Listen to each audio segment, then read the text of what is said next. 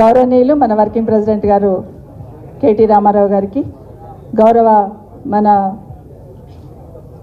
Opposition leader మండలిలో మసూన్చారి గారికి, గౌరవనీయులు పెద్దలు మన జగదీశ్వర్ రెడ్డి గారు మాజీ మంత్రివర్లకి, ఆర్ఎస్ ప్రవీణ్ గారికి, అదేవిధంగా మన గౌరవ మాజీ శాసనసభ్యులు పరిగి మహేష్ రెడ్డి గారికి, అదేవిధంగా మన కొడంగల్ నరేందర్ రెడ్డి గారికి, అదేవిధంగా ప్రభాకర్ రెడ్డి గారు, వేదిక మీద ఉన్న పెద్దలు చంద్రశేఖర్ రెడ్డి గారికి, అదేవిధంగా నాగేందర్ గౌడ్, శుభప్రద్ పటేల్, ఇంకా మిగతా సోదరులందరూ, పార్టీ అధ్యక్షులు కూడా అన్ని మండలాల నుండి విచ్చేసిన గౌరవ పార్టీ అధ్యక్షులకి, మాజీ ఎంపీపీలకి, మాజీ జెడ్పీటీసీలకి, చాలామంది పదవులలో ఉన్న వాళ్ళందరూ కూడా ఇక్కడ కనిపిస్తున్నారు. గతంలో ఉన్న వాళ్ళందరూ, అందరికీ కూడా వికారాబాద్ నియోజకవర్గం నుండి, ముఖ్యంగా కోట్పల్లి బంటారం మండలం నుండి ఈరోజు పార్టీలో జాయిన్ కావడానికి వచ్చిన వాళ్ళందరికీ స్వాగతం చెప్తూ, వచ్చిన మీ అందరు కూడా చేతులు జోడించి నమస్కారం. ఉదయం 9 గంటలకు బయలుదేరి ఉంటారు, మీరు చాలా టైం వెయిట్ చేశారు.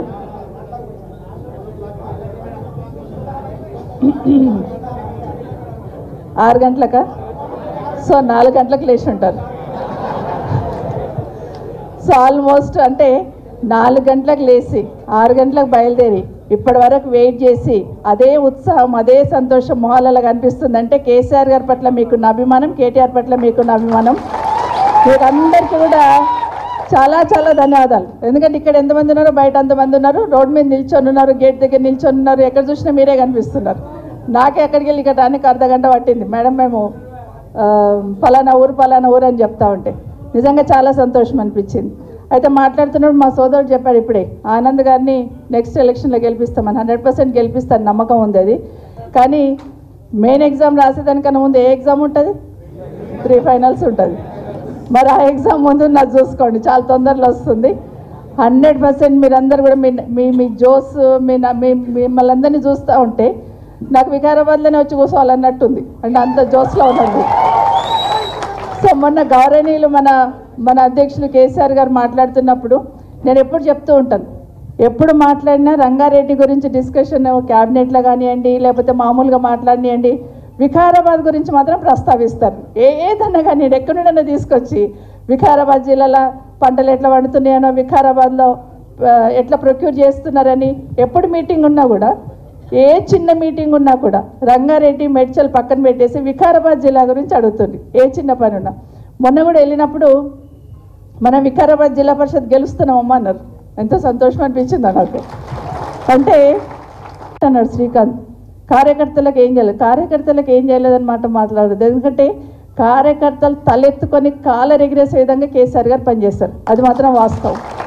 ఇప్పుడున్న వాళ్ళు కాంగ్రెస్ పార్టీలు ఉన్న వాళ్ళు అనుకుంటున్నారు రేవంత్ రెడ్డి గారిని, ముఖ్యమంత్రి గారిని తిడుతూ ఉంటే అయ్యో బాబాయ్ మమ్మల్నే తిడుతున్నానే ఫీలింగ్ అయితే ఉంది వాళ్ళకి. కానీ కేసీఆర్ గారు ఎక్కడున్నా కూడా రాష్ట్రాన్ని అంతా ఒక కుటుంబంలో అనుకున్నాడు, రాష్ట్ర ప్రజలందరూ తన కుటుంబ సభ్యులు అనుకున్నాడు, ఒక కుటుంబ పెద్దగానే పనిచేశారు.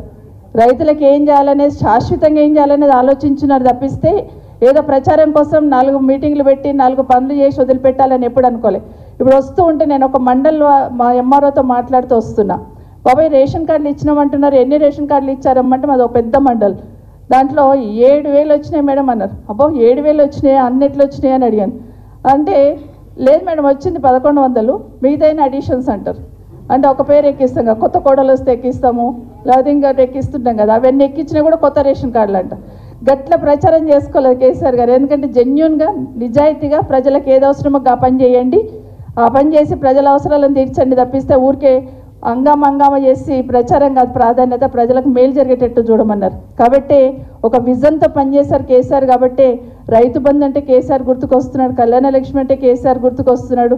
మన దగ్గర వికారాబాద్లో నీళ్లు తాగితే కేసీఆర్ నీళ్ళే అంటారు, ఆ చెట్లను చూస్తే కేసీఆర్ చెట్లే అంటారు, రైతు బంధు పైసలను కేసీఆర్ పైసలు పడ్డాయి అంటారు. అంటే ప్రతి దగ్గర కేసీఆర్ గారు ప్రతి ఒక్కరిని ప్రభావితం చేసింది అనేది వాస్తవం. కాబట్టి మనం అందరం కూడా రాజకీయాలు మస్తు మాట్లాడవచ్చు, మనం అందరం మాట్లాడుకున్న తర్వాత.